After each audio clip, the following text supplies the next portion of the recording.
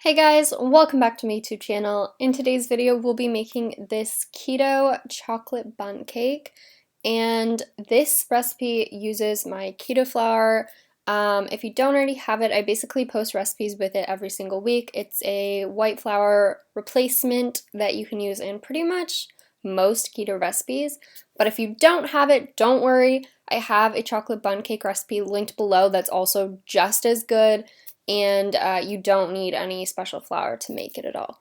But anyways, I hope you guys like this recipe. It's really fun. I enjoyed making this one, and let's just get into it. And as always, forgot to mention, if you like this video, give it a thumbs up. It really helps out my channel. Thanks.